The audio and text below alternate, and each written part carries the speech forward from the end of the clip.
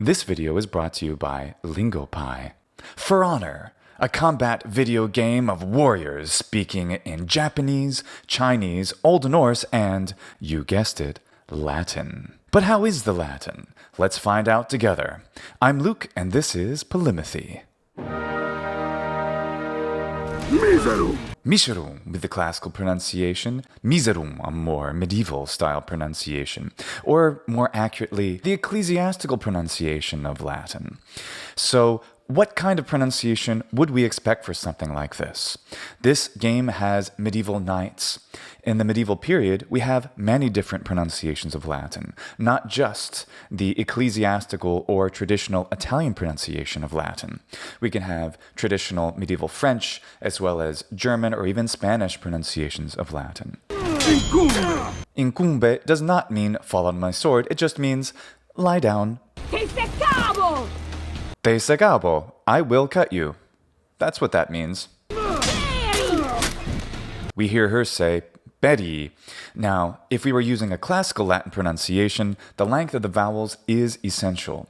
The first e is short, Betty, and the second one is long, Betty. You can have a shortening where it becomes Betty, but in this pronunciation we hear Betty with a long e sound. In the medieval period, we can definitely expect speakers of Latin to do those kinds of elongations and other changes to the pronunciation. Te occida was the classical pronunciation of Latin. They both do something excellent. The double C is a geminated consonant, and when you have two of the same consonant together in Latin, it is held for a longer period of time. It is a long consonant sound, and both of these voice actors do a very good version of it. Te occida. Sounds good. Tu moriturus. Yeah, that's fine. I don't think it sounds quite right without an S-U-R.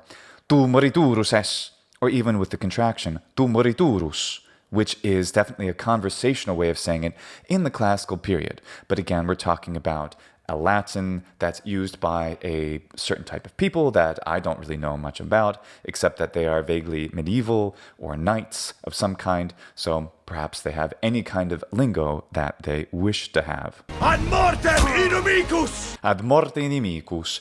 This is fine as well as an idiom. It sounds kind of like the motto you'd find on a shield or coat of arms or something.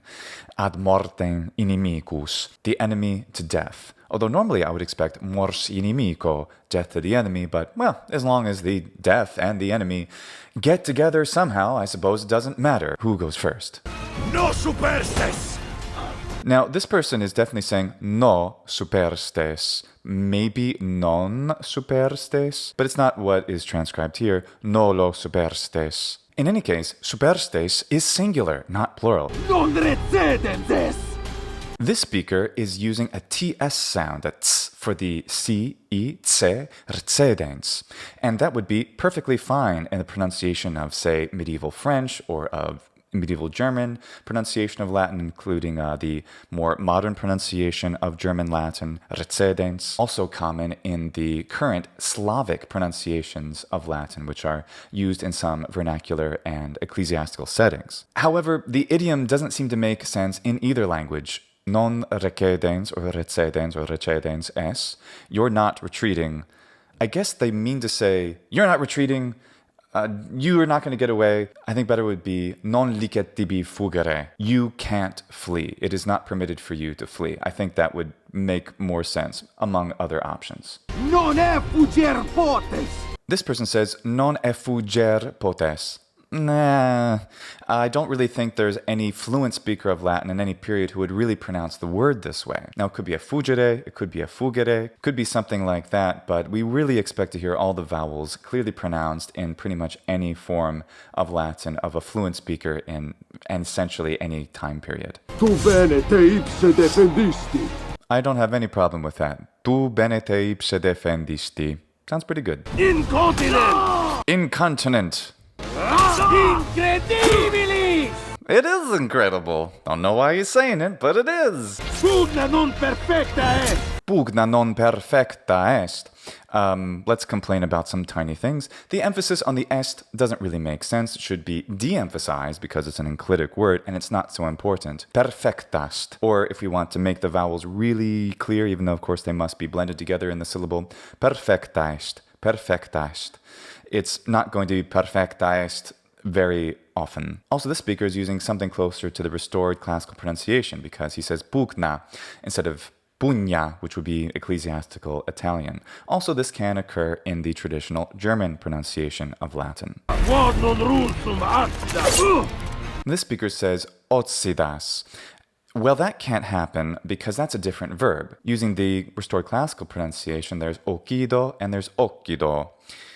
Occidit means it sets, like the sun. Occidit means it kills. So he says otsidas or occidas or occidas, but it has to be occidas or occidas or otsidas. Mars is helping me. Here we have a ts sound, a typical Franco-Germanic sound of the C. Audaces or audaces or audaces, fortuna juvat. And he says juvat as well. He makes a long u for the juvat. It is a short vowel, technically, but again, medieval speakers do all kinds of changes to the vowel lengths. Audace fortuna juvat. That one was nice and short. Demissa manete is how it must be pronounced in any of the Latin pronunciations, manete, because the stress is on the ne. It is a long syllable. And remember the penultimate stress rule, since we have a long vowel in the second to last syllable, that's the syllable that gets stressed. The other problem is that demissa here is neuter plural or it's feminine singular, but the verb is manete, which is plural. You all, y'all stayed down, so it could be demissi manete, or it could be demissus mane, demissa mane. We're not going to use neuter plurals for human beings, so I just don't really understand what this is supposed to be. This person says turbe.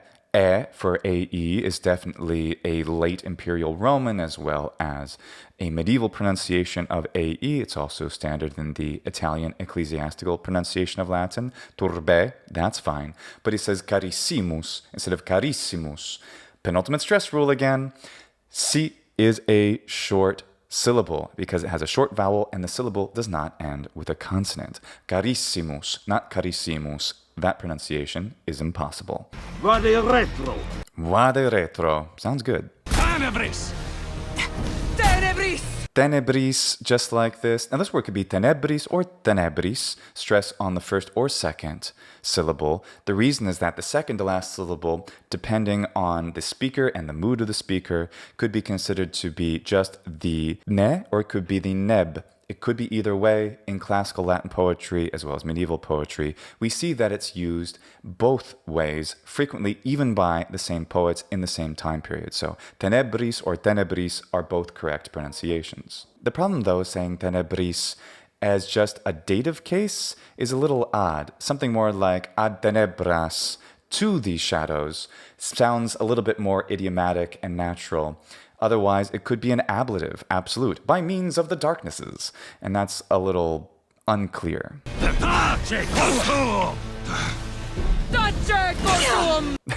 This is lovely, except for the verb. So the verb takeo, or tacheo, or tatseo, this verb takeo means I am silent. Takere, to be silent. It doesn't mean to silence someone else. That means we really can't use it. This is also true of the verb silere, ego sileo, I am silent. Silesco, I become silent. These verbs are intransitive. So we want a transitive verb, a verb where we're acting on someone else. In Latin, idiomatically, we use silentium facere, to make silence to someone. Or there's the verb confutare.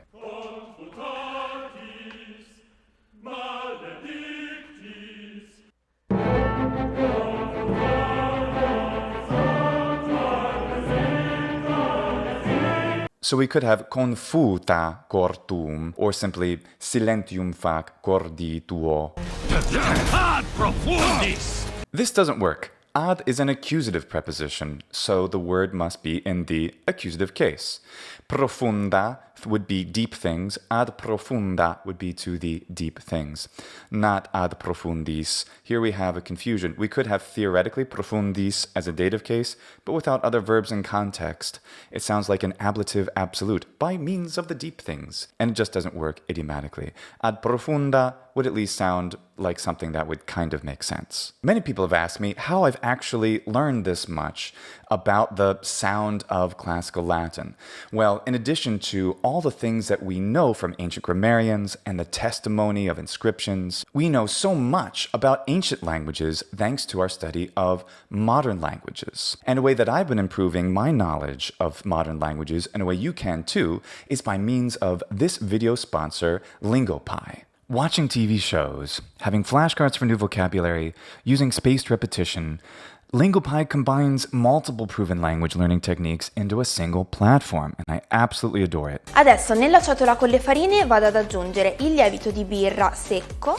Now, as you know from other videos I've done and live streams, I've talked about how I love to watch original language material in my target languages.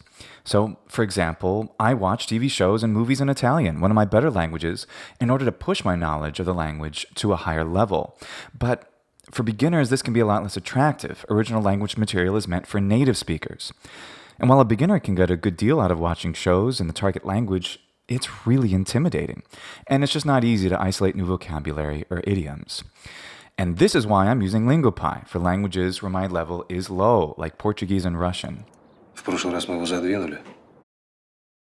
Звание. The interface is outstanding because I can get subtitles in the target language as well as the target language and English. I can listen, go back, repeat as many times as I want, and isolate the new vocabulary where there's words that I'm not familiar with. So in addition to getting input, I can start doing output immediately by repeating what I'm hearing, improving my pronunciation as I go. And then I can go back and listen to the same phrase or the same parts of the episode or as much as I want, changing the experience from being an active way to learn new vocabulary to a passive way to instantly understand vocabulary that I've recently learned. That's the essence of language acquisition. Ah, isso aí, majestade. Aí, tu tinha que ver o que aconteceu com o guerreiro.